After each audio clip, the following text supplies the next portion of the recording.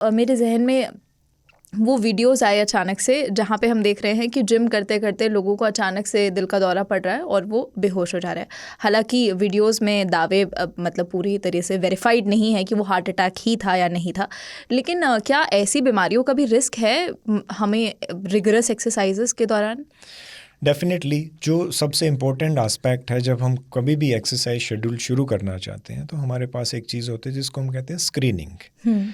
आपके पास या तो सर्टिफाइड हेल्थ केयर प्रोफेशनल या सर्टिफाइड ट्रेनर होना चाहिए जो आपका कार्डियोवैस्कुलर सिस्टम, आपका नर्वस सिस्टम, आपका मस्कुलोस्केलेटल सिस्टम का स्क्रीनिंग करता है कि आपको कोई प्री एग्जिस्टिंग इशू तो नहीं है जो अनडायग्नोस्ड है, आपका कोई हेरिडिटरी इशू तो नहीं है जो आपको बॉदर कर सकता है, उसके अलावा आपका कोई ऐसा क्रोनिक डिजीज़ के आप बॉर्डर लाइन पे तो नहीं खड़े हो जिसको आपने अभी तक आइडेंटिफाई नहीं किया है, से थायराइड का प्रॉब्लम या जुवेनाइल डायबिटीज़, ये बहुत सारी चीज़ें, कंजेनाइटल हार्ट डिजीज़ जो अनडायग्नोस रहती है।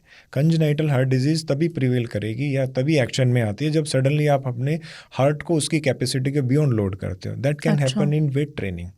तो उस टाइम पे आपको आपका बेसिक मेटाबॉलिक रेट, आपका मैक्सिमम हार्ट रेट जो आपको एक्सरसाइज में अचीव करना है, उसका बहुत सिंपल फॉर्मूला होता है 220 minus your age, that is your maximum heart rate. 220 में से आप अपनी एज माइनस कर दीजिए, जो भी आपकी एज है वो आपकी मैक्सिमम हार्ट रेट है। अच्छा, वो आपको क्रॉस नहीं करनी है अपनी एक्सरसाइज ट्रेनिंग में। Okay. And it should be recorded. उसके अलावा जब आप इनिशिएट करते हो तो आप 50% ऑफ आप मैक्सिमम हार्ट रेट से शुरू करते हो और ग्रेजुअली आप 85% ऑफ आपके मैक्सिमम हार्ट रेट तक आप जाते हो, अगर आप कॉम्पिटिटिव स्पोर्ट्स नहीं कर रहे हैं तो। ये आइडियल फ्रेमवर्क है, ठीक है। And it should be monitored. दूसरी चीज़, जब भी आप वर्कआउट करते हो तो वर्कआउट के टाइम पे अगर आप स्ट्रेन्ड फील कर रहे हो, आप अपनी बॉडी को सुनिए। अगर आपको डिस्कम्फर्ट हो रहा है, अनईजी हो रहा है, stop the exercise, take rest, restart with lesser load. It is not like that कि always pain is like gain. हाँ, ये अक्सर जैसे लोग जिम करना शुरू करते हैं तो उनकी मसल्स में पेन होना भी शुरू होता है।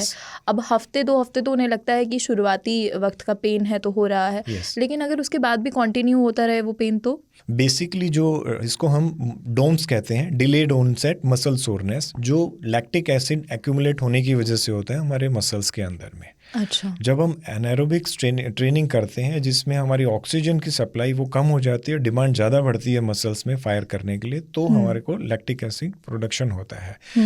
लैक्टिक एसिड प्रोडक्शन जो होता है मैक्सिमम 72 आवर्स पे पीक पे जाता है। जब आप आज एक्सरसाइज कर रहे हैं 72 आवर्स पे वो आपको मैक्सिमम एक सेंस सोरनेस देगा। अच्छा। उसके बियॉन्ड वो रिसीड करना शुरू करता है।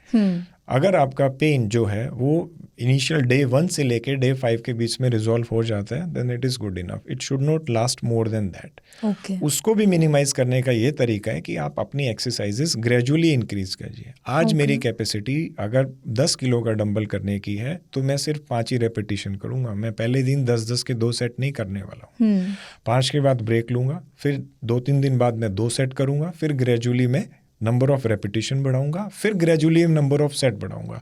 सो it is just like climbing stair for a newborn child, कि आप ग्रेजुअली चढ़ना सीखते हो रादर देन एक ही दिन में शूट करोगे। So it has to be gradual and controlled and monitored.